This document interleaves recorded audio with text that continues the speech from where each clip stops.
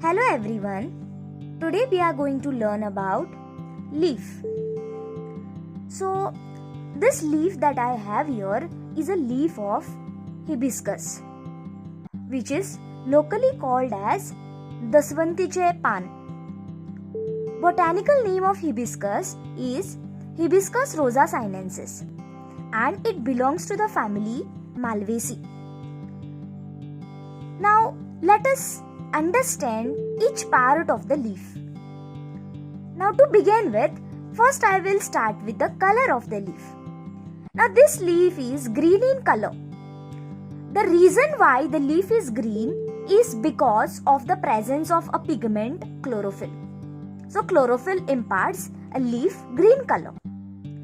Now function of this chlorophyll pigment is to absorb sunlight, which will help in performing the function of photosynthesis. That is a process by which a plant prepare its own food, that is nothing but glucose. Now at the base over here you see a stalk-like structure. Okay, the stalk of the leaf is called as petiole. Here, just at this particular part of the petiole, you see the base. This is called as leaf base.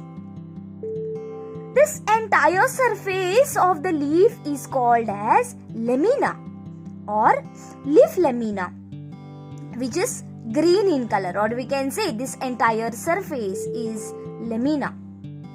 Okay, so as I have said, this is called as leaf base. Just above, okay, just above from here till here, this point is called as tip of the leaf, or it is called as leaf apex. Okay, so this is called as leaf apex.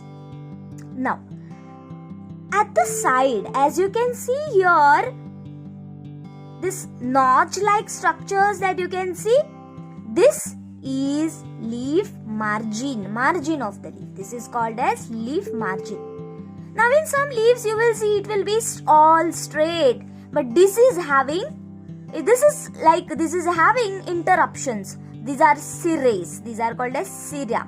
So we say here the leaf is serrated because it is not entire. Okay.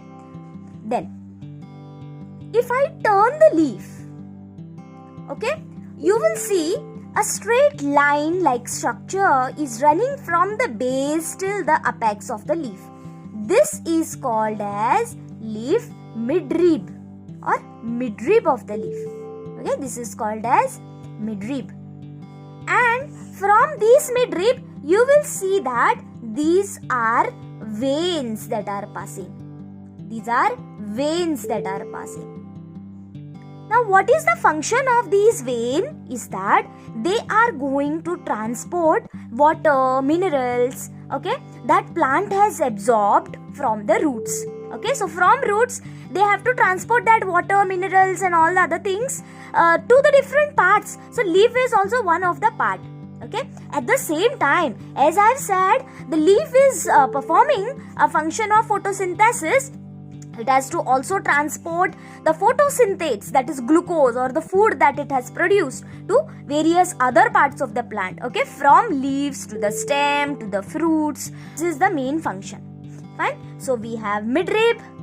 Okay, we have veins. Okay, in some books you will see from these veins they will give the name primary veins, secondary veins. All these terminologies they will be using. Fine. So these are some of the parts. Now, also another difference that you will see is that on the upper surface it is very dark green in color, whereas the basal part, the basal surface, okay, the lower surface of the leaf, you will see of different color.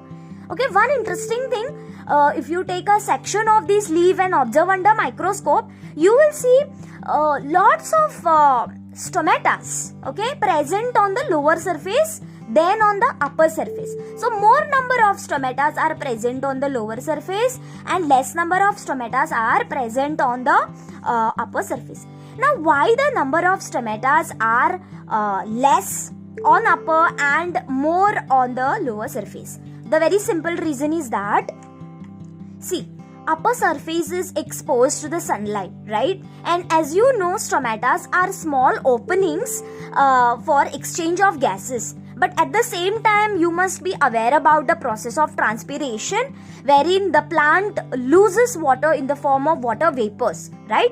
So if the plant is opening the stomata during the daytime when sunlight is there, when the light intensity is high, what will happen is that the transpiration is going to take place and the plant will lose, or the leaf will lose, lots of water, and plant cannot afford to do that. Okay, plant does not want to lose water unnecessarily. Fine. So that is the reason why on the lower surface the more number of stomata are present, because this side is away from the sun, right? So it is not directly exposed to the sunlight, so less amount of transpiration will take place from the lower surface, right? So these are the different parts. What is the leaf venation? Okay, venation is nothing but the arrangement of the vein on the leaf lamina or on the surface of the leaf. Okay, now in this case, as you can see that the veins are forming a net-like structure. Okay, so when the veins forms a net-like structure, the type of venation that we have is called as reticulate venation. So this was all about the leaf. If you gained new information and liked my video, do like, share and subscribe to my channel. Thank you.